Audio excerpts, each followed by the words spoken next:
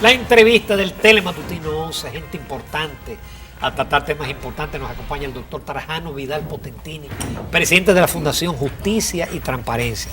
Buenos días, doctor, bienvenido, un placer tenerlo de nuevo en el programa. Bueno, saludarles a ustedes y de verdad que mi gratitud especial por esta posibilidad, esta oportunidad de participar de un programa tan visto y sobre todo el privilegio de los viernes, que sí. Para mí de verdad que... Qué bueno, Trajano, mucho gusto de que esté con nosotros otra vez. Y justamente yo quiero agotar con todo el tiempo necesario la parte de la ley de lavado, porque yo vi un documento, que no es un artículo, es prácticamente un estudio, donde tú analizas, o la Fundación analiza una serie de elementos de la nueva ley de lavado y hace algunas objeciones a la ley. Yo he sentido también en algunos empresarios cierto temor, cierta suspicacia por algunos elementos de la ley que lo consideran que podría incluso afectar la inversión en la República Dominicana. ¿Cuáles son los elementos que tú cuestionas de la nueva ley de lavado? Bueno, de la nueva ley de lavado de activos, la 155-17, podemos decir que es precisamente pues parte de un esquema internacional del cual la República Dominicana es un miembro desde hace muchos años. Estamos refiriéndonos al Grupo de Acción Financiera Internacional, el GAFI, que ha trazado unas pautas a partir de 1989, fundamentalmente 1990, 1996, 2001 y el mismo 2012, con las denominadas 40 recomendaciones, sí, que lo que proponen, lo que buscan es precisamente darle unicidad a la legislación en materia de lavado de activos en todos aquellos países que componen este importante mecanismo, y sobre todo a tono con lo que son las nuevas tendencias, no solamente de la temática dependiente del tema de las drogas, que era con lo que uno asimilaba anteriormente el lavado de activos, que es como aparece en la República Dominicana con la ley 1795, modificando en aquel entonces la ley de drogas, la 5088, estricta y exclusivamente para los temas de drogas. Posteriormente ya la ley 72-02 de lavado de activos, y ya avanzando a otros temas, y ahí vieron ustedes pues la parte del juicio a los banqueros, donde se integraba ya el lavado de activos para otras infracciones graves. Pues ahora ya esta ley de lavado de activos, dentro de las novedades, es que prácticamente abarca más del 80% a nivel de tipos penales de todo el código, de toda la tipificación penal de la República Dominicana. Ahí están todos los delitos, son predeterminantes, conducentes eventualmente a lo que sería el lavado de activos en la República Dominicana. ¿Pero están todos los sectores incluidos o hubo omisión? Bueno, ese es uno de los componentes.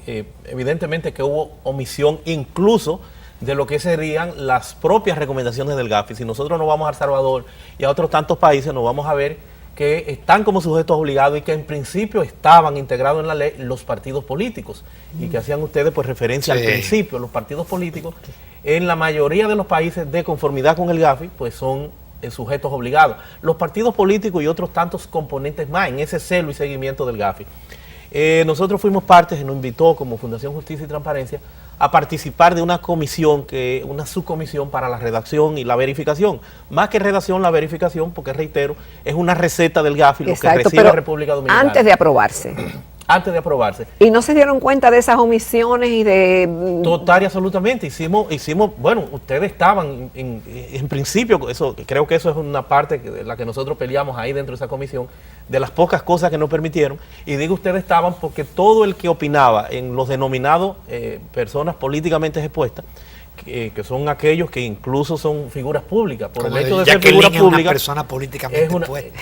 Sí, ya, bueno, no, pero ya el tenor de la ley no, eso lo salvamos. Eso recuerdo también la gente de la Alianza Dominicana contra la Corrupción, y nosotros, la Fundación Justicia y Transparencia, dijimos no, y cómo porque yo opine, porque yo participe, me van a integrar a estas responsabilidades sin que necesariamente... Ahora es solamente los funcionarios, ¿no? Solamente los funcionarios como personas políticamente expuestas, y el parámetro que utilizaron es aquellos que tienen que ver con la prestación de la declaración jurada de bienes, pero un extensivo también a los familiares, y hasta segundo grado, a unión libre, a concubinato, a la esposa, prácticamente a todo el mundo. Pero ahí no están como sujetos obligados, lo que tienen es una serie de responsabilidades. Ya los sujetos obligados, que es otro de los componentes, son los denominados o llamados sujetos obligados financieros, que esos siempre han estado y tienen realmente al tenor de la ley una estructura, un órgano sectorial que ya ha planteado una organización previa, prudencial, los bancos y demás, al tenor del artículo 34 de la ley monetaria y financiera, que ahí define cuáles son. Pero la novedad y la perturbación es que ahora pues integran los denominados llamados sujetos financieros, sujetos obligados no financieros. ¿Cuáles son los sujetos obligados no financieros? Donde están los abogados, los notarios, los agentes inmobiliarios, lo de casa de empeño, lo de las compañías fiduciarias, lo que tienen que ver también con empresas constructoras, los dealers, está prácticamente... Casinos, pero no solo eso, sino que también la ley tiene el inconveniente en esa gran extensión, que el legislador adjetivo, o sea, el legislador cuando hace la ley, le ha dado como una especie de reserva de ley, si se quiere, abierta al Comité Nacional de Lavado de Activos, a la oficina también, a la unidad de análisis financiero, para que estos puedan integrar vía reglamentaria también un sinnúmero más de sujetos obligados. O sea que no es una lista que está limitada, ellos pueden ampliarlo.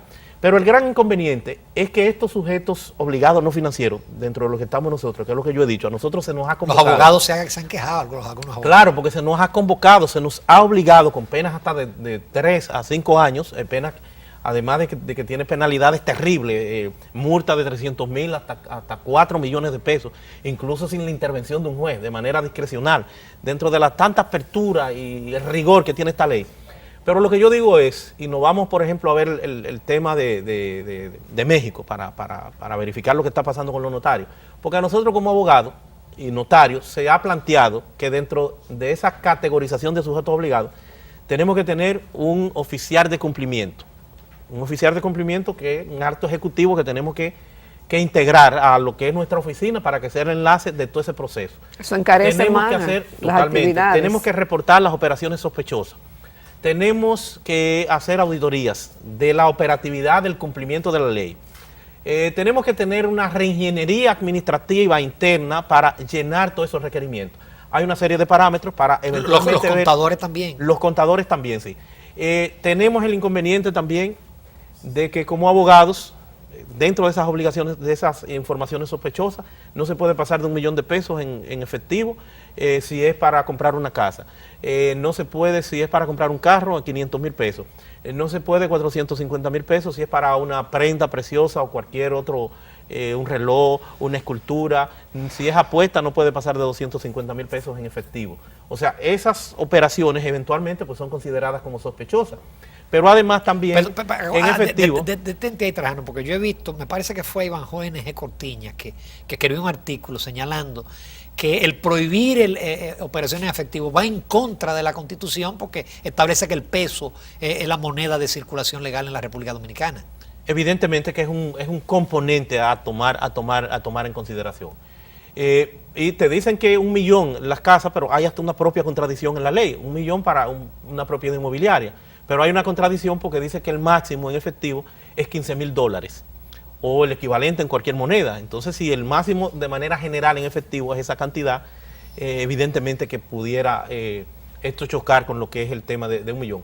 Pero el inconveniente de todo esto es que a mí se me ha convocado, se me ha invitado a convertirme en delator, o sea, habría que ver si eso es correcto, de mi cliente, que no es tanto el problema del contador, porque el contador es sobre la base de documentos, papeles, informaciones que le sirven. Pero el abogado no, el abogado se maneja es con la del el que necesita es el que tiene algún problema. Pero perdón, Con lo de actividad sospechosa. Bueno, claro, porque es un componente discrecional. O sea, hasta dónde eso no quiebra lo que es el fundamento del derecho de defensa.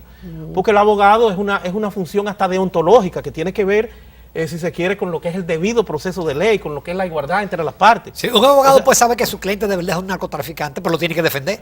Claro que sí. Si decide tomar caso. Y el abogado es un asesor donde tiene que haber pues una confesión. Además, que el abogado tiene el inconveniente de que si tú vas a una persona por lavado de activos, la presunción que hay previa es que ese dinero es producto de y el abogado no tiene que trabajar gratis. O sea, para el abogado es un tema bastante complejo y difícil, porque habrá que ver hasta dónde esto no constituiría o se erigiría en una especie de quiebra de lo que es ese sustento, ese fundamento. En México, por ejemplo, ahora mismo están matando notarios, lo decía el presidente el viernes 26 de enero en el periódico El Universal, el presidente, para el que quiera buscar y verificar la cita, el presidente del notariado mexicano, José Manzanero, decía que en los estados de Guerrero, Michoacán y Tamaulipas habían matado ya algunos notarios, le habían secuestrado familiares y que estaban abandonando la profesión y buscando la protección de los familiares porque presumiblemente asimilaban o entendían el crimen organizado que ellos le estaban denunciando, porque inmediatamente tú te conviertes en sospechoso si te investigan posteriormente por una realidad o por una situación de algo que tú estás haciendo y tú lo que tienes como referente es que hiciste una operación con un notario, abogado, exacto, con un abogado. Notario. Porque esto tiene que hacerlo dentro de las funciones o obligaciones que se tiene de cara a la ley, tiene que hacerlo el abogado hoy día en un estricto rango de confidencialidad con las autoridades. Entonces es un tema complejísimo porque a veces yo también, y son de las reflexiones que hago en el proceso, de lo que hemos venido investigando y desarrollando, que hasta dónde no será esto, pues también tiene un componente tributario alto, porque precisamente quien tiene que ver con el seguimiento de los sujetos obligados no financieros es la Dirección General de Impuestos Internos, en donde más allá de sus facultades tributarias, puede ya intervenir las operaciones de cualquier empresa en cumplimiento de la ley. Vamos a hacer una breve pausa, porque ese tema hay que profundizarlo, porque es interesante. Tú has tocado un punto interesante, con el cual también está el tema de elevación. Con tu permiso, Trajano Vidal Potentini, los amables televidentes, nos vamos a una breve pausa. No se vayan, que este tema es sumamente importante.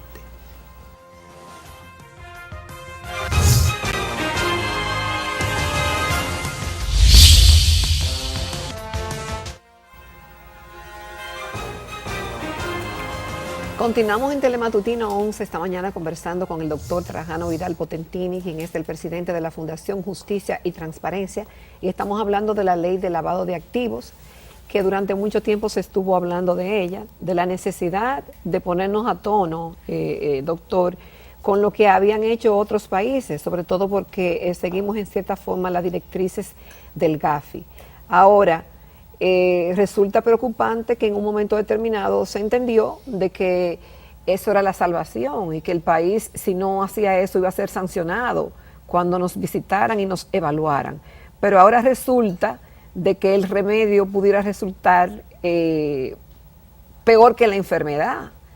Entonces, ¿avanzamos o retrocedimos con esta ley? Mira, ciertamente el esquema internacional impone, sobre todo un componente que tiene la ley que no hemos abordado, no hemos tratado, es el financiamiento del terrorismo y lo que es también pues la destrucción de armas masivas, de destrucción masiva. Estamos hablando de un aspecto con eso, con el mismo terrorismo, y que es a partir del 2001, cuando se despierta con este acontecimiento, la Torre Gemela, el derrumbe, este acto terrorista que marcó todo el mundo. Y desde ahí pues vienen muchas discusiones y ya en febrero del 2012 pues ya se concretaron, se ampliaron, se desarrollaron ya pues también con otras recomendaciones más para complementar lo que son las 40 recomendaciones. Y el propio, considerando 13º, pues dice el gobierno, cuando se hace la ley, que el Estado dominicano pues pudiera tener estar fuera de un esquema crediticio, pudiera también afectar su reputación a nivel internacional. Exacto. Y no tener acceso exacto, entonces parecería que fuera eminente. Sí. O que fuese obligado. Esa es la realidad, esa es la realidad. Pero entonces, es una ley tan revolucionaria que se debió haber contemplado una especie de vacaciones legales para la implementación. Es más revolucionaria incluso que el propio Código Procesal Penal. ¿Y eso era permitido? ¿Pudo haber sido así? Claro que sí, se ha hecho con el Código Procesal Penal, con los códigos. Yo escuché a una persona que conoce decir que es la ley quizás más avanzada que se ha hecho en América Latina. Bueno, pero aún con el avance tiene el inconveniente de que el proceso neoconstitucional que se ha venido registrando pues trae una serie de valores, de principios a nivel constitucional, trae una esencia, Estado social y democrático de derecho. Entonces hay un choque frontal de lo que es esa apertura, de lo que es esa discrecionalidad, de lo que son esas facultades desmedidas y discrecionales que tienen las autoridades. Yo por eso he dicho que los jueces y los fiscales pues estarán llamados a hacer una especie de equilibrio. Gracias a Dios, y creo que esas son de las cosas que eventualmente pudieran dar garantía. Hay un fiscal que es el que viene trabajando ese tema pues, con una gran trayectoria, que es Daniel Germán Miranda Villalona, que nosotros conocemos hace muchos años, y pudiera estar haciendo algunos esfuerzos positivos en ese orden. Y yo lo he dicho, son ellos los que tienen la gran responsabilidad de hacer ese gran equilibrio en términos democráticos. La ley tiene, por ejemplo, para que ustedes vean que el que está encartado, el que está indiciado en ese proceso, y yo he dicho que como es el Código Penal casi completo, el que está comprometido como actividad precedente o como infracción precedente conducente a lavado de activos, la diferencia en que te imputen o no para lavado de activos es que tú tengas o no tengas dinero. Si no tienes dinero, pues te queda en el ámbito ordinario. Si tienes bienes, pues entonces te integran a esa terrible ley que es el componente de lavado de activos. Y yo he dicho que esta parte es una especie de violación. Yo tengo un caso de lavado de activos en la actualidad, no tiene que ver con drogas, porque ya reitero, lo menos es droga, ya los lavados de activos, todo es el componente de que hayan bienes. Y la persona inmediatamente es indiciada, es encartada, está bajo los efectos de la ley, mandan una alerta a todos los sitios en donde te están vinculando a lavado de activos, a terrorismo, a todas las instituciones financieras. Tú pasas una cédula para hacer un cambio de $100 y fácilmente hasta te llaman a la policía. Entonces es un rigor muy, muy sólido, muy fuerte, de cara también a la papelería, a las guías, a los instructivos, a todo lo que hace falta para que los más de 35.000 abogados de 65.000 que hay en la actualidad que están ejerciendo, pues se pongan a tono, reciban el entrenamiento, conozcan y puedan asumir esa responsabilidad a que te han invitado. Porque, reitero, en México están matando a esos notarios y tienen esos inconvenientes porque tienen responsabilidades similares a un esquema como el que tenemos en República Dominicana y en muchos países. Entonces el que te inviten, el que te llamen de manera obligatoria, que tú tengas que variar lo que es tu ejercicio, lo que es tu vida, que tú te tengas que integrar a un esquema donde tú no tienes la logística, donde tú no tienes el cuidado, donde no tienes la seguridad. Entonces yo creo que es complejo y se debió haber dado tiempo. Y muchos dicen, bueno, hay muchas ventajas, saneará la economía, pero pudiera volver a los tiempos de los colchones, porque hasta el que no esté organizado debidamente ya no tiene cómo explicitar una serie de temas. Alguien me comentaba el caso, decía, por ejemplo, mira, hay empresas en el interior del país, qué sé yo, empresas agropecuarias, que funcionan en efectivo, es decir, que venden en efectivo y que pagan en efectivo y no es lavado, pues, sino simplemente porque no están bancarizados. Pero yo quiero caer en la parte que tú trataste de la DGI, porque la evasión impositiva está tipificada como delito precedente de lavado. Más del 80% de todos los delitos que están hoy por hoy en el Código Penal, ese es uno de los que está de manera puntual y a nivel extensivo, pues hay una especie de cláusula abierta donde dice que aquellos delitos graves que sean condenados a un mínimo de 3 años, y tenemos penas hasta 40 años, o sea que de 3 años a 40 años estamos hablando que todo entra dentro del componente de lavado de activos. Estamos hablando casi del 90% Trajano, de todas las infracciones del Código. ¿No va a becarse para meter a todos los evasores positivos en el país? Bueno, y con el tema de lavado de activos, reitero que aún al margen del componente tributario, en cumplimiento de la ley, la Dirección General de Impuestos Internos tiene la capacidad, la facultad de intervenir las operaciones de cualquier empresa. Y ya ellos a esos fines, ya dictaron los primeros 5 reglamentos del año.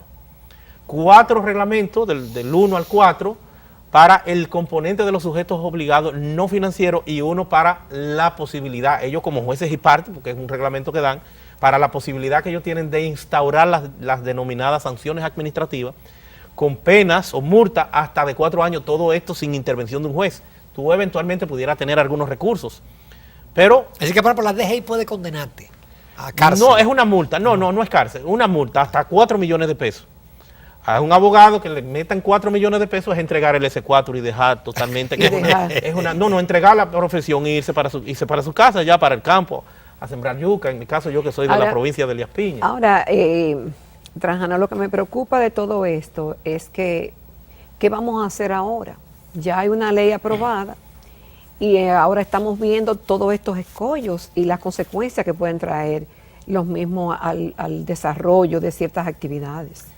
Mira, fuera de cámara, ya Núñez, una observación ahorita positiva y que sería bueno traerla, se están haciendo algunos esfuerzos. Y es obligatorio sentido? Porque si no se paraliza incluso la propia economía, como había un cuello de botella. Exacto, ¿en qué ahorita, sentido? Hace algún tiempo, en los registros de títulos, estaba paralizada la economía, las transferencias y demás. Hay varios reglamentos. El 407-17, ese tiene que ver ya con unas resoluciones de Naciones Unidas, conducente al Consejo de Seguridad de Naciones Unidas al componente del terrorismo. Ese era mandatorio, obligatorio por la misma ley. Y el 408-17, que es un reglamento que viene a atenuar, viene a ayudar con una serie de temas, a aclarar. Por ejemplo, ese reglamento, que es de aplicación general de la ley, dice, bueno, título no tiene hasta ahora que estar verificando el componente de dónde sale o no el cosa, sino que con una explicación o que sometan o con que llenen algún requerimiento sería suficiente. Entonces da como un año para eso. Aclara también el tema de que los $15,000 era incluso, te hace el planteamiento de la ley, que los $15,000 no es que tú tenías que llevar $15,000. Si tú llevabas en varios días el equivalente a $15,000, eso tenían que acumularlo también y ponértelo como una actividad sospechosa. Entonces la ley, el reglamento dice, no, ahora no es, lo aclara y dice que es un intervalo de 24 horas. O sea que si tú llevas $7,000 hoy y llevas 9 mañana, entonces eso sí te aplica para unificártelo como los $15,000. Y hay un sinnúmero de cosas que trata el reglamento de atenuarla, de mejorarla. El tema, por ejemplo, los fiscales tienen la facultad, y por eso digo que tienen que manejar eso con la mayor conciencia, y reitero por eso, saludo el trabajo que está haciendo la Fiscalía de Lavado de Activos en la actualidad, porque tienen unas facultades extraordinarias, como pues trabar medidas conservatorias, medidas de incautación de bienes, incluso sin la presencia de un juez. Y sin que el tipo haya sido condenado. Nada, por sospecha que por una investigación. Lo único es que ahora tienen que notificarlo. La ley decía que tenían que llevarlo posteriormente a un juez. Ahora ningún juez se va a atrever a decirle a un ministerio público, después que haya un trabajo previo, a decirle que no. O sea, que lo van a meter para el medio en lo que se examina cuál es. Entonces son facultades sólidas, fuertes que tienen que manejarla con mucho cuidado, con el mayor equilibrio. El tema, por ejemplo, de las personas políticamente expuestas, también dice que en coordinación con el Comité de Lavado de Activos y con el Ministerio de Administración Pública también podrán ampliar esa cobertura e integrar a otras personas.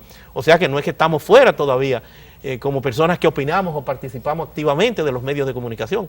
Eventualmente ya sin necesidad de la ley pudieran hacerlo. Ojalá que se animen e integren ahí los partidos políticos, porque los partidos políticos estaban en el proyecto inicial que se envió, porque yo lo vi. Ahora, estaban. Claro, pero eso desaparecieron. ¿Y claro, dónde desapareció? De que ya sabemos. En el proceso. Y esos son los principales sujetos. Eso debe ser lo principal. En todos los países están como sujetos obligados, y es uno de los planteamientos. Ojalá que esta gente pues se animen, como ellos tienen esa facultad, el Comité Nacional de Lavado de Activos también, de ampliar, o sea que no es un listado limitativo, pues también. ¿Pero y cómo se haría? ¿Con una reforma? No, con un reglamento, por la vía reglamentaria. Por eso impuestos internos tiene potestad. Pero, señores, hay también un sinnúmero de órganos sectoriales, o sea, la superintendencia de banco, la superintendencia de seguros, lo que tiene que ver con las cooperativas, con los valores, la cooperativa. Todo esto tienen también que hacer una papelería, que hacer un desarrollo a nivel burocrático de papeles, de procedimientos para todos estos sujetos obligados. Por eso digo que no se nos debió haber considerado sin unas vacaciones legales para el país ponerse a tono con esta realidad y buscar el equilibrio entre lo que es la Constitución, esa misma observación que hace del peso, que es la moneda oficial de acuerdo a la Constitución, buscar entonces el equilibrio y que no hayan estos choques, que no se afecte el espíritu de la propia Constitución. Qué bien, te agradecemos muchísimo, Trajano Vidal Potentini, porque te convocamos solamente para ese tema que es muy importante. Mira, y que compete a muchas personas, Ramón. No a todo el mundo, al país completo. Al país completo. El país completo. Entonces, este es un tema que parecería técnico, pero que nos afecta a todos. Definitivamente. Nos vamos a la recta final del Telematutino 11.